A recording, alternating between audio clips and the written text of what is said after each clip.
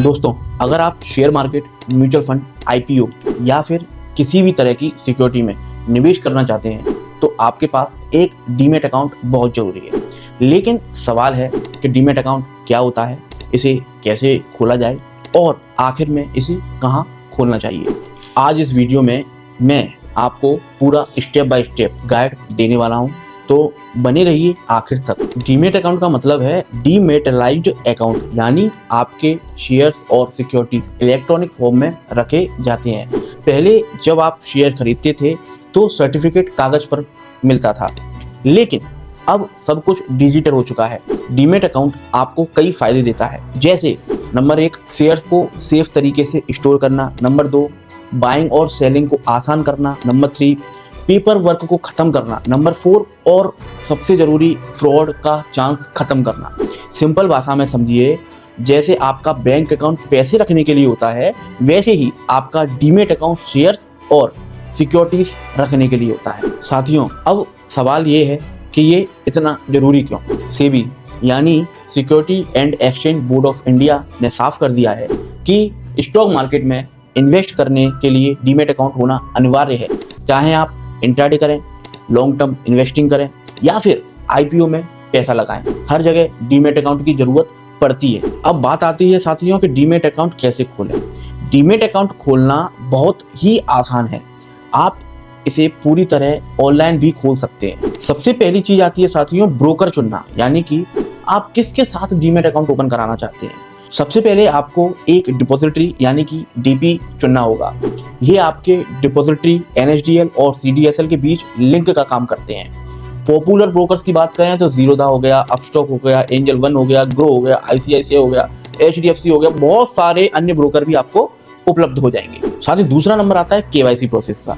इसके बाद KYC document upload करने होंगे, तो उसके लिए क्या लिस्ट आपके पास होनी चाहिए डॉक्यूमेंट्स की। सबसे पहले आपके पास आधार कार्ड होना चाहिए, दूसरे नंबर पर पैन कार्ड होना चाहिए, तीसरे नंबर पर बैंक प्रूफ जैसे कि पासबुक या फिर कैंसिल चेक या बैंक का स्टेटमेंट भी चल जाता है। चौथे नंबर पर पासपोर्ट साइज फोटो हो तो ठीक है, अदरवाइज वो भी चल जाती है, लेकिन सिग्नेचर बहुत जरूरी है, सिग्नेचर होना चाहिए। तीसरे नंबर पर आता है फॉर्म फिल करना। अब ऑनलाइन फॉर्म भरें, मोबाइल और ईमेल आईडी वेरीफाई कराएं, ई सिग्नेचर और आईपीवी करना, फिर आधार कार्ड ओटीपी से ई साइन कर सकते हैं।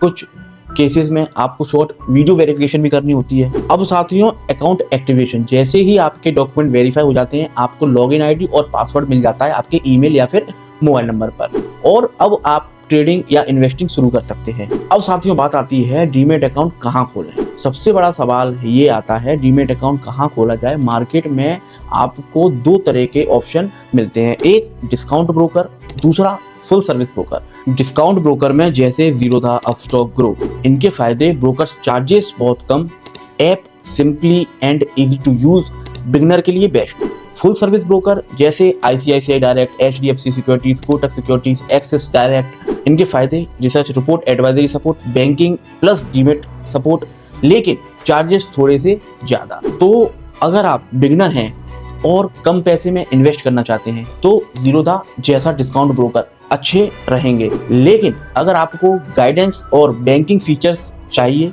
तो आप आईसीआईसीआई डायरेक्ट, एचडीएफसी सिक्योरिटीज चुन सकते हैं। जीरोधा का लिंक मैंने डिस्क्रिप्शन में डाल दिया है, वहां से जाके आप डायरेक्टली डीमैट अकाउंट ओपन करा सकते हैं।